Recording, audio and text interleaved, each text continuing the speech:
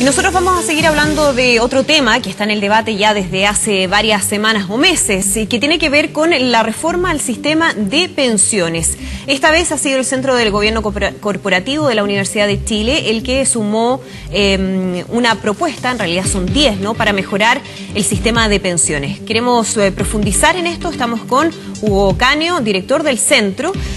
Hugo, ¿qué tal? Muchísimas gracias por acompañarnos aquí en Canal 24 Horas. Muy buenos días. Quería preguntarte primero por algo más general, ¿no? Si el diagnóstico que se hace de parte del centro tiene que ver con que hay un problema en el sistema de pensiones, o que es más profundo que eso y tiene que ver, por ejemplo, con el mercado laboral, con lo que está pasando en términos de los ingresos. ¿Cómo lo ven ustedes? Bueno, efectivamente, uno de los temas centrales que nosotros quisimos tratar de entregar al país, a la comunidad, es básicamente el concepto de que no solamente hay que centrarse en lo que es el sistema de pensiones, sino que básicamente un sistema de seguridad social. Dentro de ese concepto de seguridad social, uno de los temas fundamentales es básicamente que, por ejemplo, si nosotros consideramos que estamos en un sistema contributivo por cada una de las personas a una capitalización individual, es fundamental, bueno, la cantidad de ingresos que se generan, la estabilidad del trabajo, es decir, factores que son exógenos, por ejemplo, a la AFP, son propiamente del país. Claro. ¿Ya? Y desde ese punto de vista es fundamental que lo que tenemos que preocuparnos es de mejorar las condiciones del mercado laboral, generar mayor cantidad de estabilidad, aumentar la demanda por trabajadores, y eso obviamente se logra bajo ciertas circunstancias económicas, que es de crecimiento, y crecimiento que es bastante vigoroso y más vigoroso que el que actualmente tenemos. Claro, sabemos que desde hace un par de años hemos tenido un fenómeno de crecimiento económico que tiene varios factores, ¿no? Pero quería preguntarte cómo se logra por ejemplo, aumento en términos de remuneraciones, cuando hemos visto que en Chile, incluso en los mejores años de crecimiento, los sueldos comparativamente son bajos a otros promedios, no sé, de la OCDE u otros. ¿Cómo lograr que haya una modificación en este mercado laboral en ese punto? Sí, es una buena pregunta.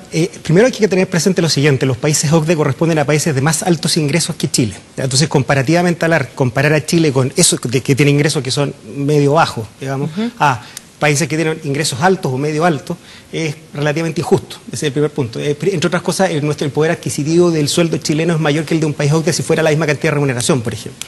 Ahora, si nosotros lo vemos desde el punto de vista de ingresos propiamente tal, la única forma real que nosotros conocemos a la fecha para que aumenten estas remuneraciones es de manera real, y eso se necesita necesariamente crecimiento económico, crecimiento vigoroso, sobre el 5% anual. ¿Por qué? Porque esto es parecido un poco a la familia. O sea, una familia, para que pueda tener mayor poder adquisitivo, requiere aumentar sus ingresos, ¿ya? Y la forma de eso básicamente te aumentan el sueldo, y en un país ese aumento de ingresos, aumento de remuneración, se llama crecimiento. Pero eso es lo único, porque, insisto, en los años en que Chile estuvo creciendo a mayores tasas, no vimos que hubiese un aumento significativo en términos de remuneraciones, ¿o sí? Es claro, aumentaron las remuneraciones. Ahora, efectivamente hay que tenerlo presente. Por ejemplo, en el sector minería, que tuvo una tremenda inversión nacional extranjera, los sueldos que se están pagando eran sueldos muy altos. De hecho, por ejemplo, hubo un momento hace pocos años atrás que Antofagasta tenía el ingreso per cápita más alto de Chile, y que tenía un ingreso comparable a un país desarrollado. Ahora, eso se produjo específicamente en ciertos sectores. Claro. ¿Qué es lo que está faltando en Chile? Es básicamente que ese crecimiento virtuoso que se produjo se empieza a reproducir en todos los sectores económicos, y eso supone un incremento sustantivo en la productividad de las personas, ¿ya? Y la productividad de los trabajadores y la productividad de nosotros como país. ¿Cómo ven ustedes lo que ha sido la propuesta? Sabemos que hay un debate abierto, que lo que se presenta desde el gobierno es una idea para comenzar a discutir, pero que tiene que ver con un aumento en la cotización del 5%. Todavía no está muy claro si es que va a ser únicamente para ahorro voluntario, si va a tener un pilar de solidaridad. Eso hay todavía diferentes interpretaciones, incluso al interior del gabinete de la presidenta Bachelet. Pero me gustaría saber cómo evalúan ustedes lo que hemos ido conociendo de a poco en relación a estas propuestas. O sea, primero, es positivo. Siempre todas las obras humanas son perfectibles, todo es mejorable, y por tanto, desde ese punto de vista es muy positivo lo que está ocurriendo, en el sentido de que tenemos que ver cuáles son los mejores caminos para perfeccionar el sistema, como te decía yo, de seguridad social, ¿ya? Ahora, en concreto, si tú me dices respecto del 5%, corresponde a un camino que tiene un sentido lógico, es decir, incrementar la cantidad de ahorro, por tanto, de recursos disponibles al momento en que llegue el momento de la jubilación.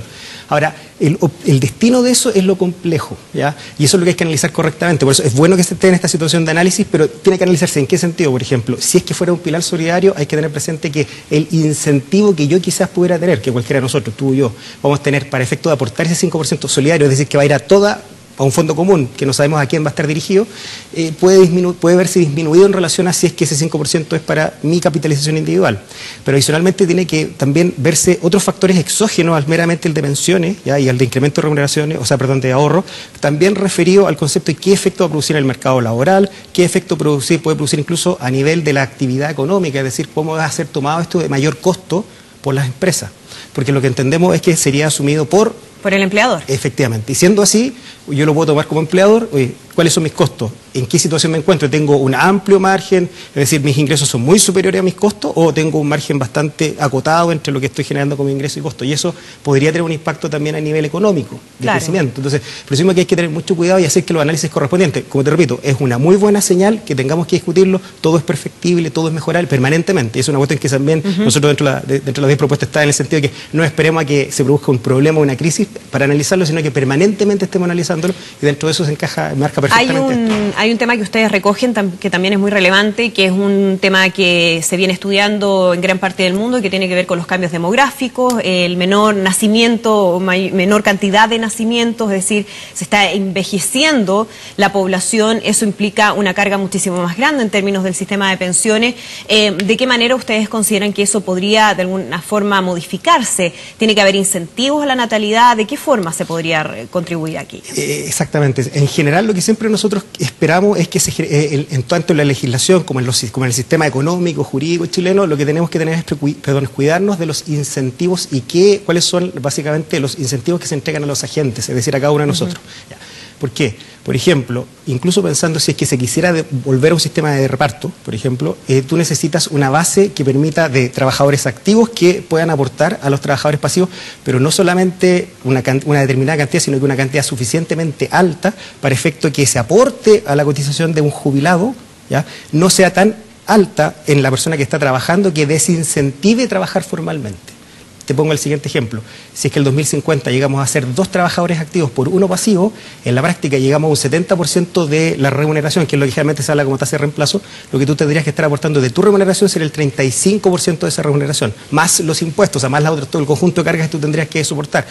Es una carga que sería bastante significativa, incluso podría ser superior, considerando impuestos, al 50, a la mitad de tu remuneración anual. Y eso es bastante alto. Entonces, por tanto, tú tendrías incentivos para querer trabajar informalmente, por ejemplo, y por tanto eso disminuiría a su vez los ingresos fiscales porque habría menos tributación. Entonces, hay un conjunto de factores a tener presente. Ahora, en respecto al concepto de natalidad, lo que nosotros también tenemos presente es que el país no se puede quedar como congelado. El país es un país que tiene que seguir creciendo, pero no solamente en un sentido económico, sino que en todos los sentidos, incluso poblacionalmente. Es preocupante, por ejemplo, una baja natalidad, no solamente desde el punto de vista de pensiones, sino que también qué es lo que va a pasar con la actividad económica a futuro. O sea, va a cambiar todo el modelo económico a una población vieja, ¿ya? Ahora, adicionalmente esto, otro factor que también nosotros recogemos que no estaba considerado entre las distintas discusiones que se estaba produciendo en el país, es el concepto central de que cuando estamos hablando de sistemas de seguridad social, no solamente estamos hablando del monto de la pensión, sino que la calidad de vida que tú vas a tener como pensionado, como jubilado. Es decir, cuando llegamos al momento de la jubilación, en pocos años más, ya, esa es la verdad, lo que uno se va a encontrar es que va a tener menos movilidad, va a tener vas a tener enfermedades que son distintas a las que estás enfrentando actualmente. Hoy tú probablemente no enfrentas ninguna enfermedad. Cuando llegue ese momento sí vas a encontrar enfermedades que son propias de la edad, ¿ya? Y por tanto, tenemos que pensar como país, ¿estamos preparados para eso? Por ejemplo, el sistema de transporte está preparado para recibir una población que tiene menor movilidad. Nuestras viviendas tienen esa capacidad de adaptarse a estas personas. Recientemente uno empieza a ver una oferta de, por ejemplo, estas residencias, en las cuales tú encuentras que ofrecen servicio a personas de mayor edad. Pero la pregunta es, bueno, como país, ¿estamos preparados para eso?